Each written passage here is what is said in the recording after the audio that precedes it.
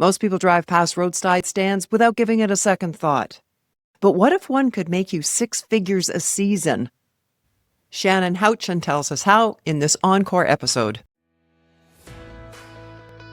He understood how to set up a farm stand or a peach stand and just sell from the roadside. And he had been doing it for quite a while with his kids. Oh. And he said, Shannon, this is the craziest ATM machine because we don't sell peaches. We sell an experience. We sell nostalgia. We sell happiness. And it's just like punching how much cash you want into an ATM machine. And at the end of the season, that's what you get. Well, hi there, and welcome to Side Hustle Hero, the show that is laser focused to inspire you to take action to start or to scale your side hustle income streams. I'm your host, Joan, Posivy, author of The Way Success Works. Today's guest was so intrigued by her friend's claim that his roadside peach stand business was like having his own personal ATM. She thought, okay, I want to see this for myself. So she traveled to his home state and spent the summer there learning everything she could about the business. That was 10 years ago. Since then, Shannon has fine-tuned her operation and earns a solid net six-figure income per season from her produce stands. It's a pretty simple business to learn, and Shannon says you can get up and running for as little as $200 in peaches. She teaches people how to get their own stands up and running through her company, Roadside Republic. Today you'll hear tips for sourcing the fruit and the key questions to ask, pricing considerations, finding the best location, how she sets up the displays for maximum sales, the importance of becoming part of the fabric of the community, and clear actionable success tips for your roadside stand. And while you're plotting your side hustle success, if you're enjoying what you're hearing in this podcast and you'd like to support it, a fun way to show your appreciation is to buy me a coffee. It really is a thing. Just go to sidehustlehero.com/support. A large soy latte could come in really handy right about now. Thank you from the bottom of my coffee cup. Now here is my conversation with the entrepreneur known by her fans as the Peach Lady, Shannon Houchin. Well, welcome, Shannon. Yes, thank you, Joan. Thanks for having me on the show. When I was in my late teens, I remember driving down a fairly busy street in Toronto with my mom. And as I looked out the window, I noticed an older woman selling flowers out of some buckets at the side of the road. And I remember feeling sorry for her, thinking that poor woman trying to eke out a living selling flowers at the side of the road. Then some years passed and I became involved in the flower industry. Myself and two business partners, we sold flowers, predominantly wholesale, although we had a retail store. And on the busy flower weekends like Mother's Day and Easter, we sold flowers at the side of the road. And through that experience, I changed my judgment about that woman in Toronto when I saw firsthand just how lucrative a roadside stand can be. I'm sure you can relate. Oh, yes, absolutely. So when you reached out and told me that you've been turning peaches into profit with roadside stands, I thought, okay, I've got to have you on the show, tell your story and your experience and share that with our Side Hustle Hero community. So how did you get involved in selling peaches in the first place, Shannon? Yeah, so it's probably like a lot of people who are experimenting with side hustles. I was at a pivotal moment in life Hmm. where I was making a transition. My dad, who was my mentor for 10 years, we got to do business together every single day. Our family owned a software development company and a logistics company. He got brain cancer and then he eventually Right. passed away after 2 years. And so during that period, I was like, life is so short and it's so precious. And I want to spend my time doing exactly what I want, how I Mm. want, when I want, with who I want. And a friend of mine had been telling me for probably 4 or 5 years that I needed to come to South Carolina and check out his roadside stand business. My friend Rob was the original peach guy. That's what we call him. And he was the OG who taught me how to sell peaches on the roadside. So what he had done, he'd grown up in South Carolina and he had grown up on orchards, right? And so he understood how to set up a farm stand or a peach stand and just sell from the roadside. And he had been doing it for quite a while with his kids. And Oh, he said, Shannon, this is the craziest ATM machine you have ever seen. because we don't sell peaches, we sell an experience, we sell nostalgia, we sell happiness, and it's just like punching how much cash you want into an ATM machine, and at the end of the season, that's what you get. And I was like, "I don't believe," right? The Yeah, woman yeah, pulling flowers out of a bucket, I don't believe it. yeah. What? But that year that I was going through that transition, I said, "Okay, all right, I'll come to South Carolina and I'll see it firsthand." And so I took my son Finn, who was 11 at the time, with me, and we went to South Carolina. And we spent the whole summer there learning the peach business from top to bottom. And now Finn is 21. He is my business partner in Roadside Republic, and we've been doing this now 10 years together. But Nice. what I got an education that summer like nobody's business. I learned everything not to do, everything that I could do wrong. I did it, and I did it times 100. And I quickly learned how to do the business right. And since then, we just haven't looked back, and we've continued to build our business and pivot and hang new revenue streams off of the core business, which is selling peaches. And it's turned into this unbelievable entrepreneurial journey. Wow, that's quite a change from what you were doing before. Yes. Oh, Yeah. yeah. So We've you learned the trade down in South Carolina, and then you yes. went back home where for that first season? So that first season, I ended up staying there, Okay. and a couple of partners, including Rob, the original peach guy, and a couple of other people, and we did 100 peach stands in 3 different states. So we were selling tractor trailer loads of peaches. I mean, we would get a tractor trailer load probably every week, and then Okay. we would sell through it. I mean, we were flipping a lot of peaches. And we still do flip a lot of peaches, just now I am in Texas, and so this part of the business we run here. The original part of the business, which was in Virginia, South Carolina, and North Carolina, is still up and running, and the partners there control that part of the business. So we still do it, it's modified and evolved a little bit to where I'm not doing tractor trailer loads of peaches.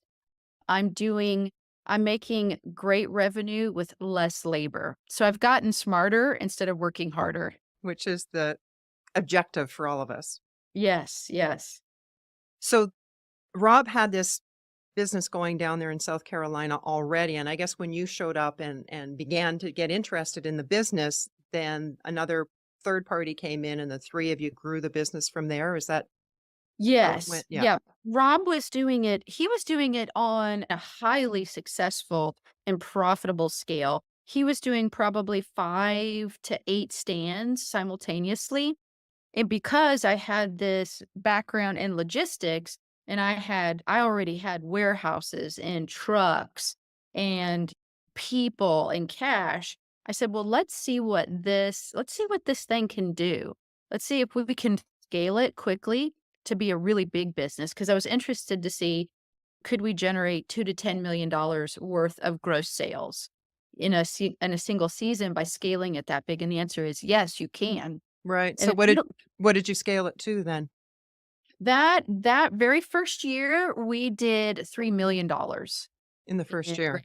gross sales, and So it was a tremendous amount of work. I can't imagine. Yeah. So he had the product and the product knowledge, and then you brought in the logistics and the vision really to grow it to that size. Exactly. Yeah. Right. He had the old school business blueprint, and he knew the orchards, he knew the peaches, he knew how to sell produce. And so I brought in the logistics part, and then I brought in all of my marketing background. So we were able to scale it very quickly and gain awareness very quickly. And then since then, those 3 things in tandem have made all the difference. Knowing the orchards, knowing how to get the peaches and the best peaches. So essentially curating peaches from all over the country. So it's cultivating these relationships with orchards and wholesalers and brokers to know how to get product to where we are and then get it distributed. And then the hyper local marketing aspect, I mean, took our business to a whole nother level. Now we're big time competing because people know who we are, Right. and they would rather shop with us Hmm. than big box retailers. So we're having very good success with hyper local marketing. Yeah, I was going to ask you what do you think made the difference there? What were you doing to draw business away from the Walmarts?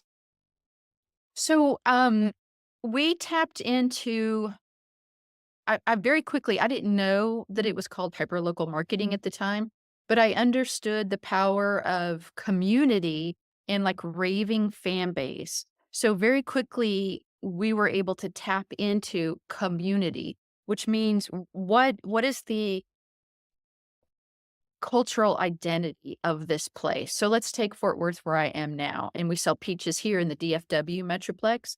It's tapping into the cultural identity of a place. Like what defines people here? What makes people passionate? What makes them proud? Okay. And in Texas, it's big cowboy culture.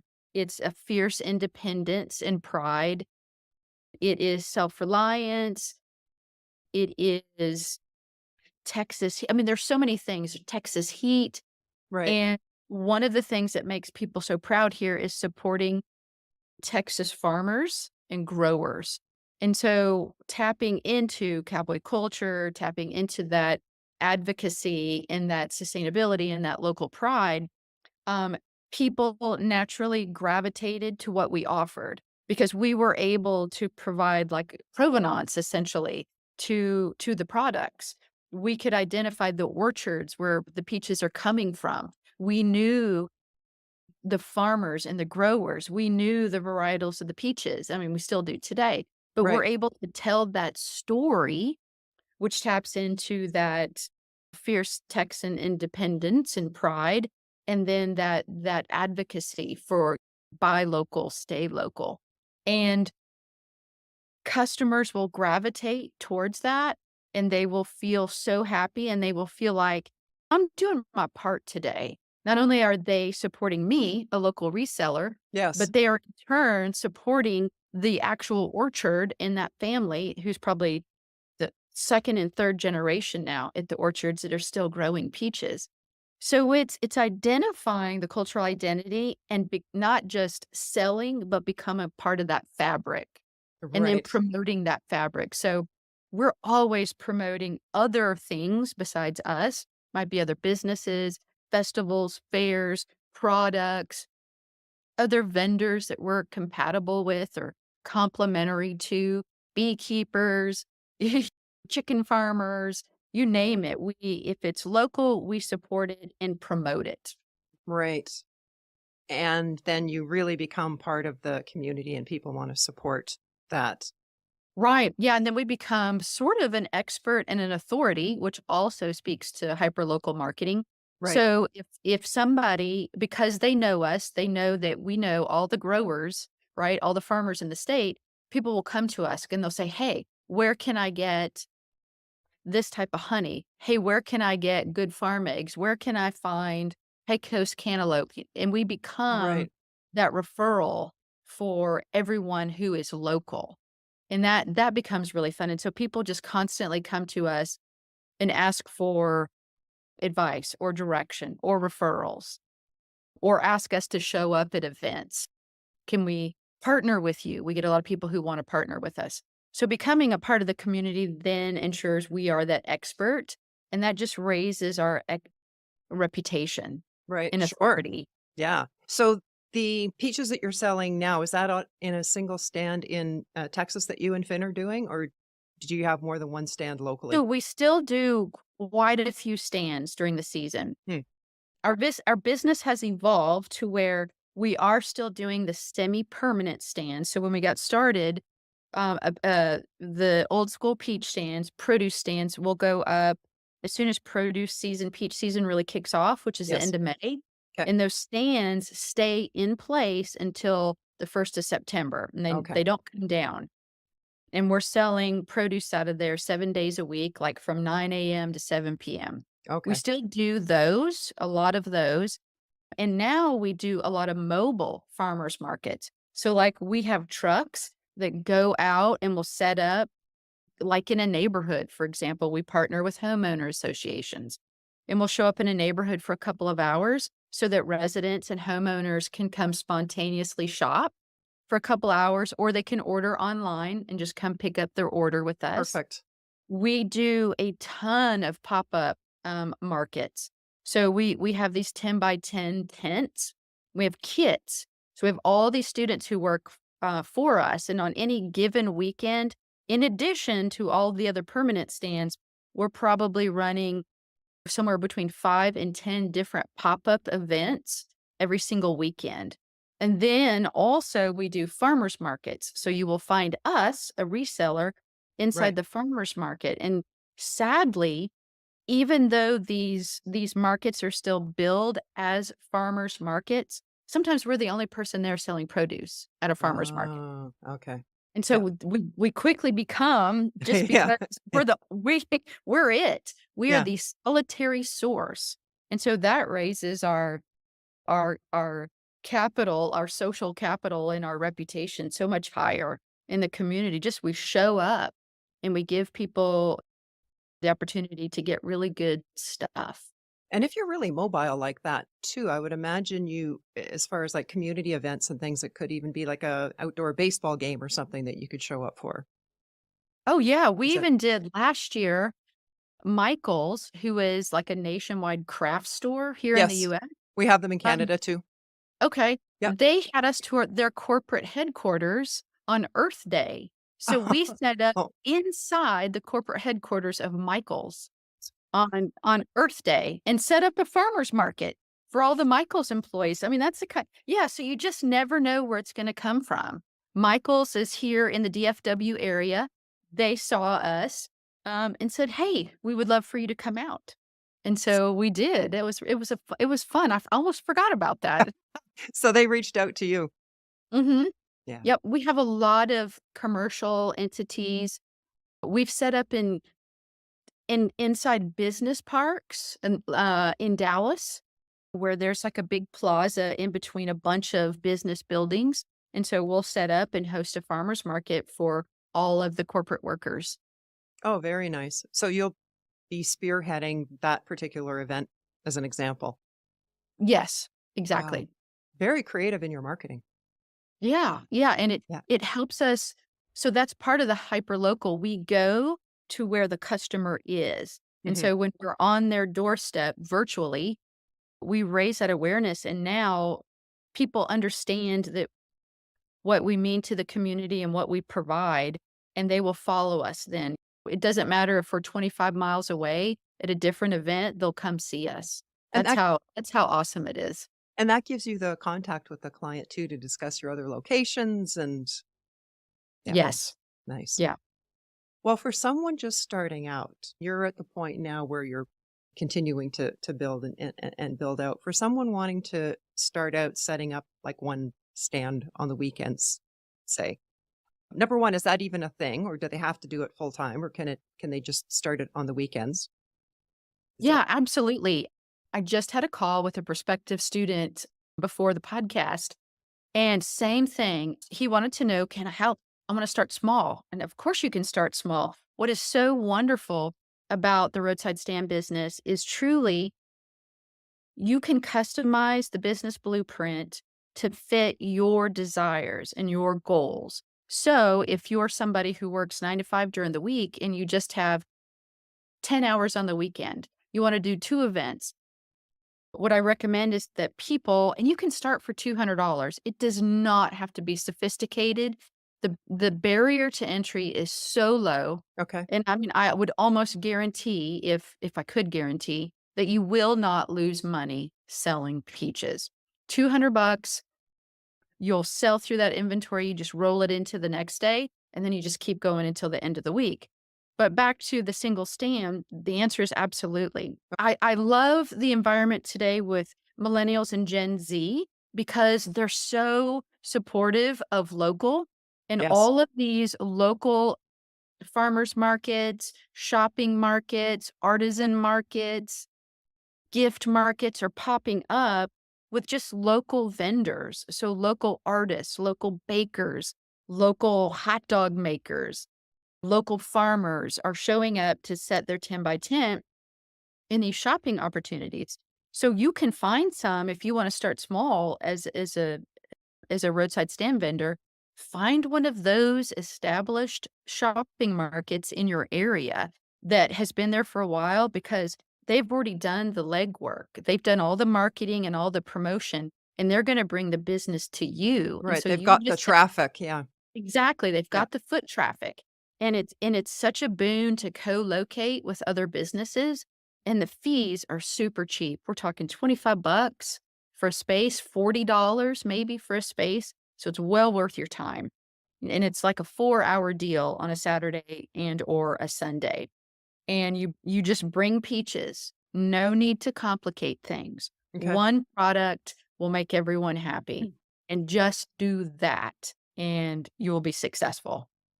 And what other elements are important to that stand that you've set up in one of those markets? Is that what you called it? Yeah, yeah, the Yeah. shopping Where market. So what I tell students, because I teach 15-year-olds how to do this, and we teach college students. And so what you need for an environment like this is in Texas especially, you do want a tent or an umbrella because it's hot as Hades here, Right. and you need some relief from the sun. So you do want a tent or an umbrella, a table, and you want a sign. And this is how the kids can get started for 200 bucks. You can hand write that sign.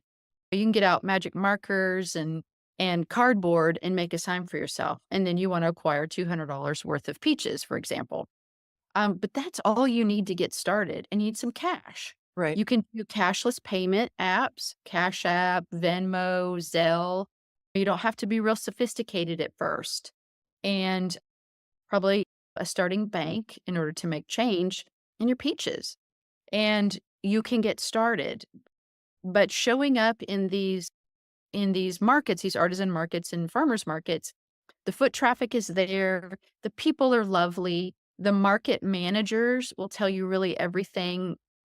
They'll tell you where to go, they'll tell you Yep. how to set up and what the hours are and if there are any requirements, etcetera, then you're good to go. Depending on the location, those can be difficult to get into, or maybe there's already a fruit stand or a peach person or whatever, and they don't want to allow somebody else in. Mhm. I'm a huge fan of farmers markets. In fact, I get most of my shopping done there every week as far as local produce, and so I'm sold on that, as well as a place to test products as a startup. But some of those can be difficult to get into, like I said, because they're already full with what you want to introduce. So, what are some other locations that would be potentially good ones if those are unavailable, or you're on a wait list to get in there? Yeah, take a look at the larger area for, like I said, these gift markets or pop-up shopping markets. Here in Texas, they call them like sip and shop or spring soiree, or it's just an environment where people can have have a leisurely morning and shop local vendors. The quickest way I find them is I go on Facebook and I look at events. The Oh, events okay. are within a 25-mile radius of me, and I put in shopping, and all of these pop-up markets come up. So Perfect. you can look under shopping because that's pretty much how they're categorized. Okay. And then if you want to keyword search it, just put in market and they'll populate. And Nice. on any given weekend, you'll probably find 4 or 5 of them going Great. on. Yeah. Have you ever set up in, say, a parking lot that's complementary to an existing business? I'm thinking like a convenience store, for example. Yes, Yeah. that we do a lot of that. Convenience stores are our favorite business to co-locate with because the parking lots are big Right. and our customers can get easy ingress, egress, the in and out, Yep. and then they can also park. And what I find a large part of our customer base is older folks, and so they don't like to get out of the car. And so it becomes a drive-through Really? almost. Yes, no joke. And so we'll get people who don't wanna get out of the car, and they'll Yep. pull real close to the stand, and they'll just roll down the window That would have been my father for sure. I could so picture it. and conduct a transaction, "Hey there, youngster, we need some Yeah. peaches. Yeah, come on over here." And so we'll do yes, we will do window service at the peach stand. So we look for big parking lots. So, yeah, Yeah. convenience stores are a really nice place. We'll do big shopping centers sometimes, big department stores. We do restaurants. We're in a parking lot of a really busy pancake house. Oh, Believe it nice. or not, that's a really good place, to locate, and it comes down to, does the city require any kind of permit or license? Right, So you wanna check with the zoning department because 'cause they're typically the issuing entity for that kinda stuff, for permits or licenses, and then, of course, you need to negotiate with the landlord, and we actually have a lease. We lease with the property owner, and we pay them on a daily or weekly or monthly rate, whatever you right, can negotiate for the season. right. And that's how we do it. And it turns out to be a great opportunity for us and for their business as well, because we share clientele at that point. Right, because in the case of, say, the convenience store, you're really non-competing. Most 7-Elevens don't sell fresh peaches, and Exactly. so you're both bringing in traffic to each other. I like that. Yes. So what would somebody looking at, and I know it's going to, have a lot of factors that are going to vary the cost, but just a ballpark if you were to get into a space like that in front of a convenience store or a pancake house. Hmm. It really depends on the going rate for the area, but we feel that a big tent that we run, the 10 by 20 tents, these are commercial tents, 10 by 20, that we set up and stay up all season, usually consume like 2 parking spaces, for Oh, example. okay. And so we will pay $25 a day, maybe on average, for that space. So we'll end up paying anywhere from $775 to $1,000 a month, which is a pretty good rate Right. just for some asphalt and a tent. But the roadside vendor can negotiate. If you can get better, do better. And we sometimes the location is so good and so premium that we'll pay more. And we Sure. don't mind because we know what the sales will be for the season.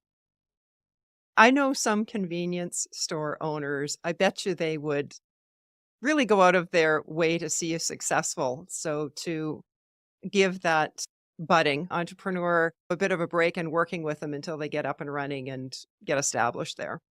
Yeah, and we deal with mostly mom and pop convenience stores. That's what we aim for because we feel that we wanna support them just as much as they support us, and Right. the big box convenience store chains don't need us.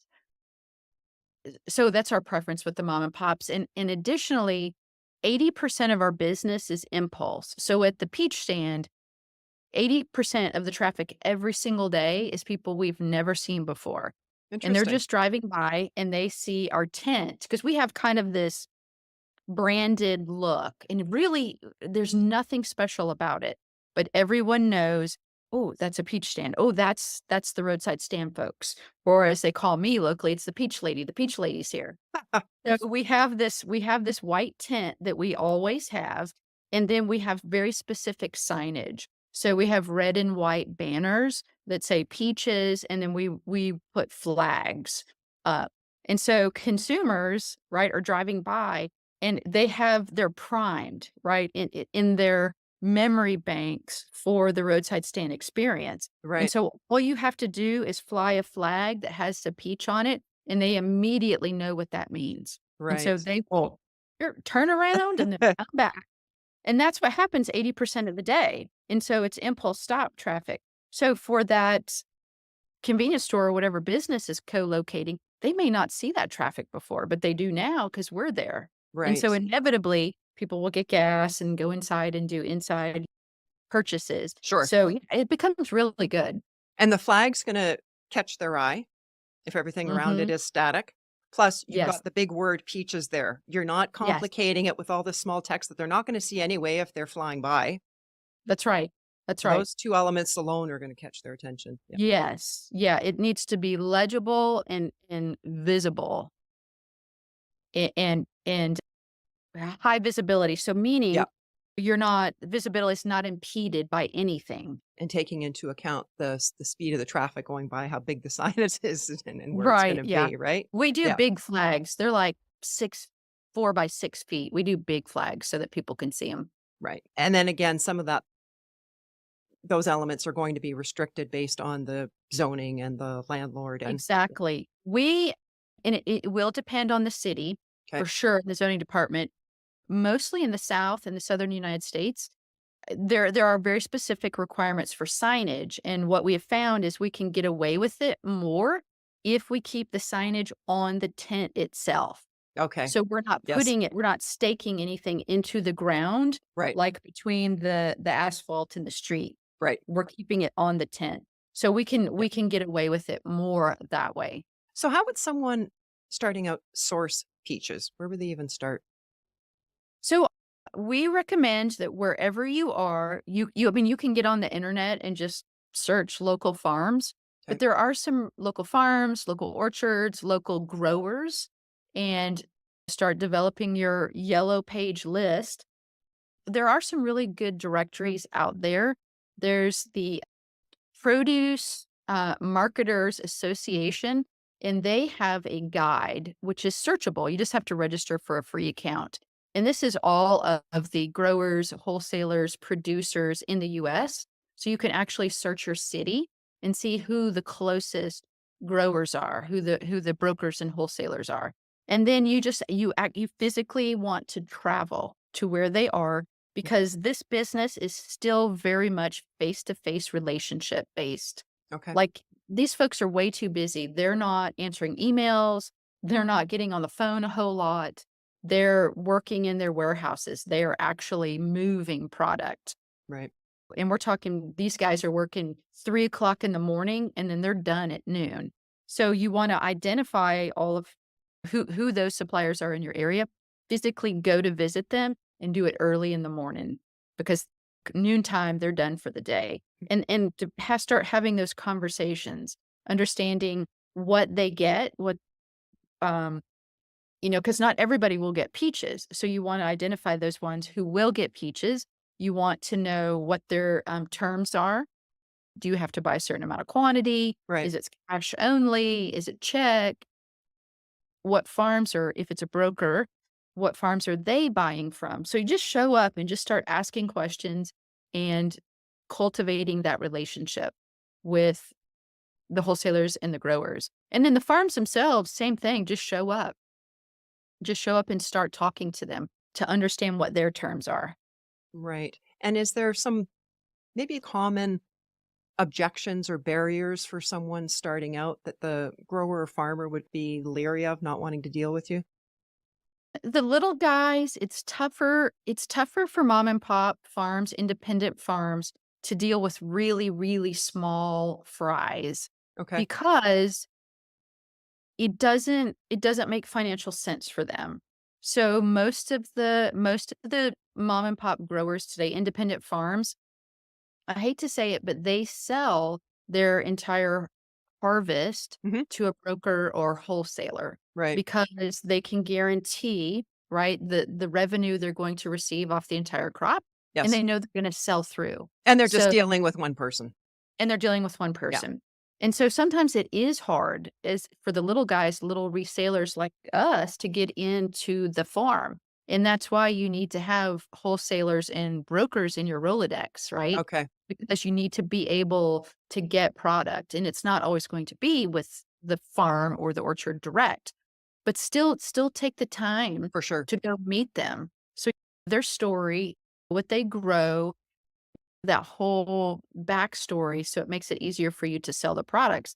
And then at some point, hopefully when you develop a relationship, they will let you in. Hmm. It took me there's a peach orchard not far from here that for 5 years I wanted to buy peaches direct from them. They would not let me in. They would Wow. just say, "Nope, nope, nope. We don't sell wholesale." Until last year, I kept going to them long enough, showing up that they knew my face. And then finally they were like, "You're Roadside Republic. All right, we'll sell to you." So it wasn't that they finally knew, like, me from showing up. They saw my face enough on the internet Right. and on Facebook that they said, "Okay, we'll sell to you now." Yeah. So finally, after 5 years, I get to buy direct from them now. And I Yes. just love them. They're Yeah. everybody locally loves them too. So keep after it. Don't give up. Well, and after 5 years, they had to take you seriously. She's not going away, so we might as well sell to Right. her, right? Right. Yeah. And what about pricing? How do you decide what to sell them for? So price varies on the harvest, of course. So last year was a terrible year for peaches. Georgia lost like 80% of the crop due Wow. to late freezes. And so peaches were sky high last year, the highest price they've been in a decade. Wow. So that really, those types of factors, weather, will determine what we charge for peaches. We do not compete with grocery stores or big box retailers. And in fact, I very intentionally interrupt the pattern in the consumer's mind so that when they show up to one of our locations, they don't think, man, these peaches are so much more expensive than the grocery store or Walmart. Their experience at our stand is so, vastly different than a grocery store experience, that Okay. the pricing is also vastly different. So we look at what, of course, wholesale is, what the wholesale rates are, and then we look at all of our overhead, all of our expenses, what it's going to take to make a good profit, and then we build in some buffer. So we don't keystone, which keystoning is like, your 100% markup. We Okay. do we do even more than that, because in Okay. this business, you've got to give yourself the ability to make profits and to be sustainable season after season. Right. And so we do more than 100% markup, but we give a super good experience. And so our consumers do not fuss about our prices, not at all. What kind of percentage over and above the local grocery store or Walmart would you be priced? For peaches, and so I don't even do it by the pound. So Okay. most peaches are sold by the pound, and we sell them by the peck. So the fruit baskets, these old school fruit baskets, we'll sell them in the Yeah. peck baskets. Okay. And then we have different prices per peck. So we're usually, I would say, over the grocery store, we may be 25 to 50% higher Okay. than what they're charging in the grocery store. Right. And yeah, I would say that's pretty fair. But when people come into our roadside stand, they can smell the peaches. There's a fragrance, Yeah. which you will never find at the grocery store. They can actually touch the peach and feel how soft and Hmm. ripe it is. Right. You don't find that at the grocery store. Do you do free And samples? Oh, we okay. don't, because of permitting. Oh, So here where we are, and I think a lot of states are this way too, if you cut a peach and that's considered processing. And now you have to go through the health department to get a permit. oh man. So Okay. we do not do that because we don't want to mess with the additional licensing and Oh, permitting. sure. Yeah. We don't want to deal with Yeah. site inspections to make sure that we have hand washing stations. Yes. So we don't Yeah. we unfortunately don't offer any samples. But it's never, a barrier to sales for us. Right. So that small peck, you called it? Yes. I know it's going to depend on the size, but just like roughly, how many peaches would be in that? Yes. So, and it depends. It also Okay. depends on the point in the season, because early in the season, the peaches are much smaller. Hmm. So you're going to get a lot of peaches in the Oh, peck okay. basket. Right. And then when we get to mid-season and late season, the Right. peaches now are softball size. Right. And so Right. you don't get as many. But typically it's about 3.5 pounds for what we call a quarter peck. Okay. And last year we sold a quarter peck. Did we sell it for $15? I think we did. Okay. So yes, 3 pounds, 3.5 pounds. It's almost like $5 a pound. Right. And the grocery store might be 2.50 a pound, sometimes a little bit higher, Right. depending on what point of the season it is. If it's early, it's going to be expensive, but the later we get into the season, prices go down. Okay. That's another good tip too. Yeah, So it's if just, and you're, that's just due to availability, yeah. right? Quantities. And because you've been involved in it so long, you're going to be buying it at a better rate than someone else coming in, setting up their first stand. Is that a fair assumption?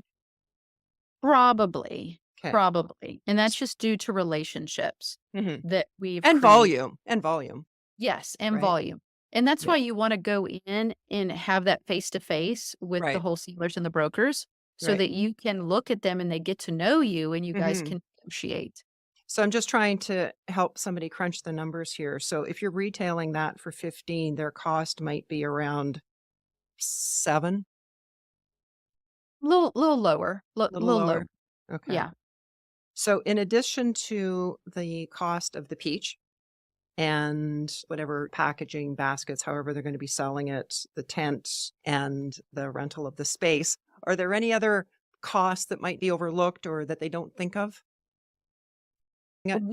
We always carry liability insurance on Okay. our business because you're set up in a public place, so you wanna make sure that you're covered, Hmm. and I would suggest I mean, $1,000,000 policy is Right. what most people are gonna ask for, so when you're negotiating a lease with the property owner or the landlord, Right. you're gonna wanna be able to provide your $1,000,000 policy, and a lot of the property owners will ask you to put them on as a rider on the policy. So if anything happens, if and this happens in Texas actually pretty frequently, high winds come up and start moving your tent and blow it into a vehicle, well, you Right. wanna make sure that you're covered.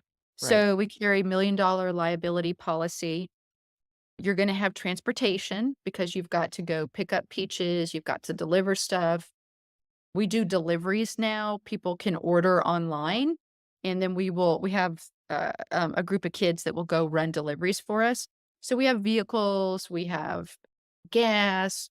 Labor is probably besides the peaches themselves, Right. labor is probably the second biggest, Yes. overhead cost. Hmm. And we pay our folks really well, and so that they'll come back season after season. And we want them to have fun too, so we do pay them really well. But those are probably the 2 biggest overhead, but if it's somebody who's just running a single stand, Right. they will probably be working it. Right. Yes. So Yeah. they'll save themselves that overhead. Right. We do now accept credit cards. We just started doing that in the last 3 years. So Okay. we do have credit card fees. Right. But Yeah. it's nominal. It by accepting credit cards, it increased our business by 40%. Yeah. I found not only did it increase our sales, but it increased the cart value. By allowing people to shop with the credit card, they ended up spending more because people are always Yes. limited, like, I only have $20 of cash," right? So then they're Right. capped. But with their credit card, they'll go ahead and spend $45. So that helped tremendously. So you saw that increase in revenues just by Mhm. adding the cards. Yes, that was Nice. great. Hmm. Right. So we're going to do our best to calculate how much we should order peaches, but there's going to be times, especially as a newbie to the industry, ordering. If I've got leftover peaches, what do you do with them? Some of them go rotten, some of them just don't sell. Maybe it's a rainy weekend or cold, people aren't out. Yeah. So over the last decade, we've gotten really good at forecasting inventory. So fortunately, today we have very little waste. That wasn't always the case. Early on, when we were doing 100 stands, forecasting was a little more challenging, and we would lose peaches because we don't ever refrigerate anything. So we get peaches directly from the orchard, and we have to turn that inventory like in 4 days Right. Yeah. because we don't put anything in cold storage. And so we inevitably did have waste. And it's through trial and error that I figured out when peaches start to over ripen, that's the perfect time to sell them to commercial producers. So these are people that are making like ice cream and custard and jams and jellies and Right. salsas because the peaches are perfect Yes.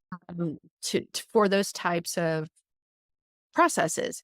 And Yeah. so today, if we ever have any overripe peaches, they're immediately sold to the custard maker and the ice cream maker, and then everybody locally who wants to make jam and jelly. So you can make a profit Right. off of your bad peaches. Hmm. And then Right. today, so we never throw anything in the trash. All of our cardboard is recycled. So, I mean, there's just virtually nothing that goes in the garbage with our Nice. locations anymore. Nice. And even if you weren't able to make that sale at a profit, at least you're getting something back, Yes, that's correct. right? Mhm. Yeah. In some areas, I'm looking at you, Canada, the growing season might be a little bit shorter. And so, do you have people, some of your students perhaps, or yourself as well, that do other kinds of fruits as well? Like get into Yes. apples in the fall, for example? Yeah. So what is so cool about the pop-up business model is that you can sell hard goods as well. You Hmm. don't even have to sell perishables. And if you still want to stay in like consumables, perishables, you can do honey Hmm. because that lasts forever. You can do canned goods, right? Like jams, jellies, pickled vegetables. That's super popular. So, all of those types of things are sell super well at our roadside stands.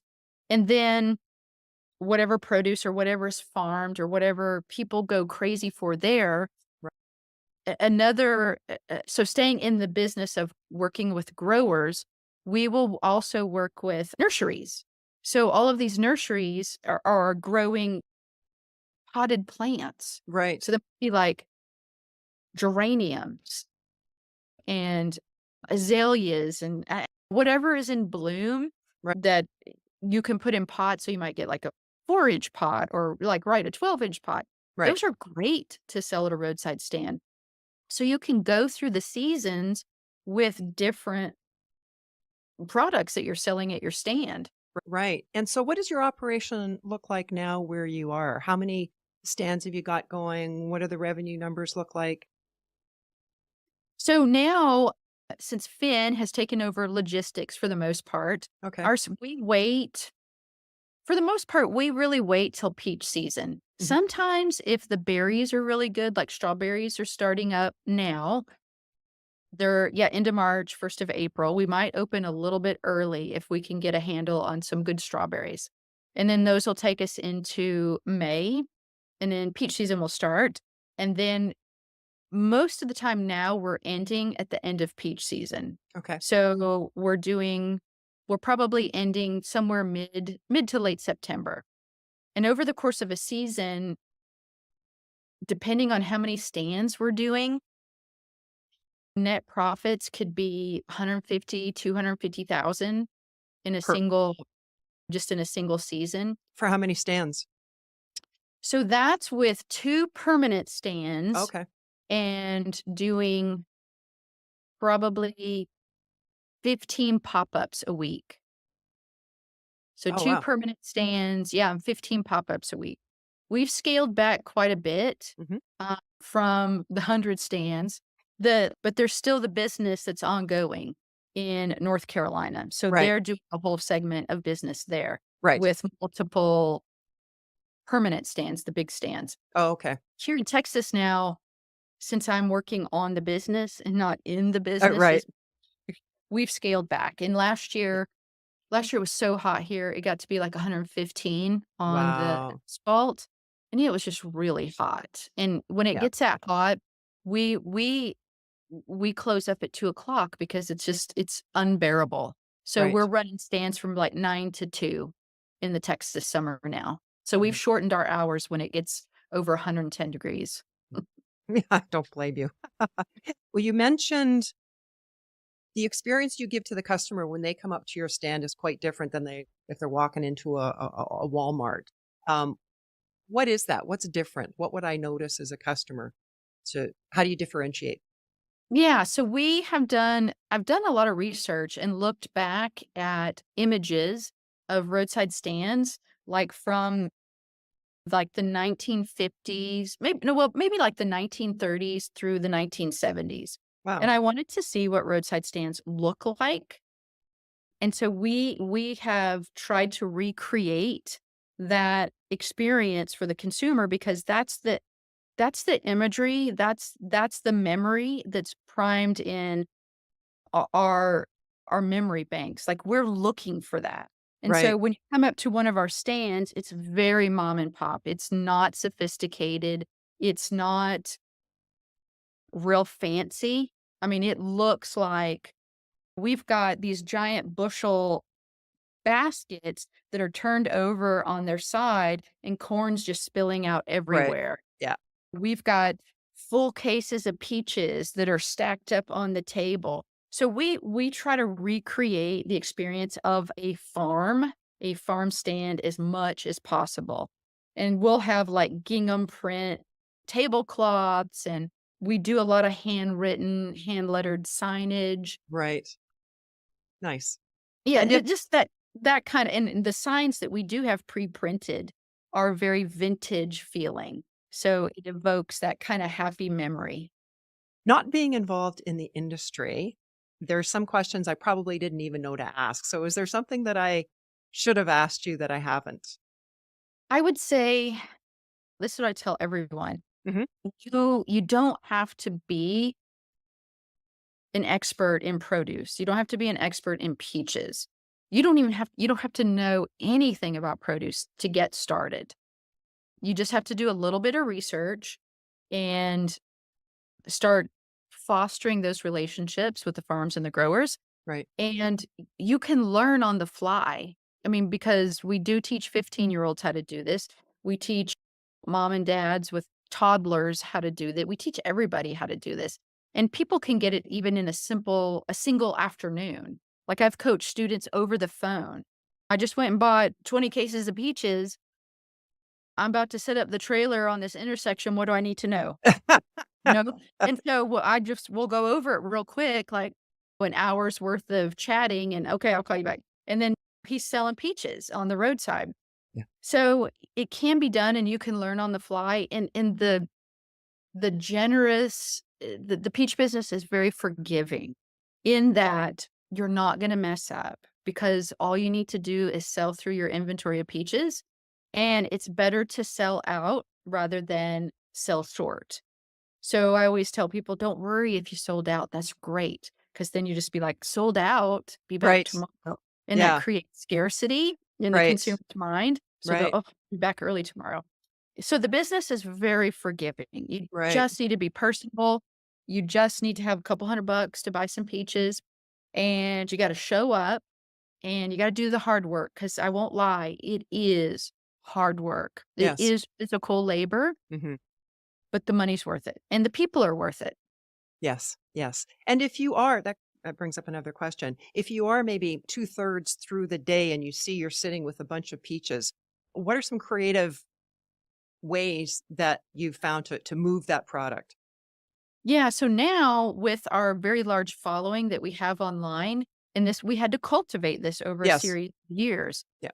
I just put a notice out on like our Facebook page and say, "Hey y'all, 25-pound case of peaches here, waiting to pick up." And I'll let people know like the case is like we may normally sell a case of peaches for $97, that Okay. like a whole case, Right. but I'm selling it for $50 because it's the end of the day. Right. And people will pay online in order for me to do that so they can come and get it. That's how quick. So once you started following and you have those kind of discounts, people will show up. They will show up and they will buy you out so that nothing goes to waste. You can get that Mhm. inventory sold. Yeah. But then also see what other ice cream makers or custard makers are in your area. And then they're always using fresh fruit, local fruit for to create those local treats. Mhm. Well, what's the best way for our listeners to connect with you, Shannon? Yeah, you guys can find us at roadsiderepublic.com. And we have a ton of info there. We also talk about our programs. We have an evergreen course. It's a video course. Okay. During COVID, we sat down and we kind of codified what we had been teaching people in person for the previous 8 years or 7 years. So we developed a video course and it's available all online, and you can find the program links on roadsiderepublic.com. We have a TikTok channel and we do a lot of videos there, which is like behind the scenes content, like a Right. day in life. Come along with us to the wholesaler market in Dallas, or we take people along when we go to the orchard. And so they can get behind the scenes peeks of that kind of stuff. So we do a Fun. lot of fun, free content on TikTok. So a lot of free resources, or they can jump in with the course. Yes, yes. Okay. And yeah, you download the course and everything you need is available to you immediately. Right. So, what's your best tip, Shannon, to inspire others to start or grow their side hustle dream? I would say 2 things. If I had advice on a side hustle is make sure that it fits your schedule, your Mm, goals, your needs, and that it's scalable. Meaning, if this side hustle fits my needs for a part-time gig or just a weekend gig, that's awesome, and it can all and hopefully it can also deliver the income that right. you want. But then I would say make sure it's scalable, because if you love this side hustle and you decide you want it to be your 9 to 5, can you take it there? Will it accommodate your goals and your income requirements? And the cool thing about roadside stands is yes, they can. You can scale from 1 stand to 100. It just all depends on what your goals are. Perfect. Well, thank you so much, Shannon, for your insights into the world of peach stands and what it takes to be successful at it, and for being today's side hustle hero. Yes, thank you, John. Thanks for having me on. It's been great. I love businesses that are straightforward, easy to understand. And selling peaches from a roadside stand doesn't get much simpler. And as Shannon mentioned, you don't need to know a lot about peaches and produce. You'll bring your existing skill set to the business, and whatever skills you feel you might be shy on, you can learn or hire. And you can customize this business to suit your goals and your lifestyle. Maybe you've got a particular dollar goal in mind, and you can nail that in one season. Shannon teaches students how to earn college tuition over the summer by selling peaches. Or maybe you want something year round, and you can change up your offerings on a seasonal basis. And it's scalable too. You heard how Shannon displays the peaches and the rest of the items she sells in a very specific way. Her attention to detail with the gingham tablecloths and the vintage signage is all tied into cultivating that feeling of nostalgia to increase sales. Be deliberate in however you display your wares, whether that's an online side hustle that you're starting, or your bricks and mortar store, or your roadside stand. You've likely heard me say that one of my side hustles that turned into full time was a delicatessen I owned. There was one supplier in particular that I had an exclusive with called Oyama Sausage. I remember the first time I traveled to see their flagship store. They had all their offerings so well laid out in their deli cases, everything screamed buy me. Even the salamis, of which I am not a fan, but the way they had them stacked and displayed, I thought, okay, maybe I'd like those. To the best of my ability, I emulated back at my store what I saw in theirs, and I'm confident it contributed to my success. But first things first, a key to success, of course, is to get started. Get that one stand up and running if that's what you decide to do, and you can tweak and pivot and improve from there. Let me know what you think of the roadside stand side hustle. I'd love to hear from you. Well, that's a wrap for today. You'll find links to Shannon's social media, her website, Roadside Republic, and the full show notes at our website, sidehustlehero.com. If you're enjoying what you're seeing in this podcast, I'd be so grateful if you would take a moment and add your comment, share the episode, and please subscribe. It'll let others know that there's valuable content here to help them start or grow their side hustle. Thanks for watching, and hustle on.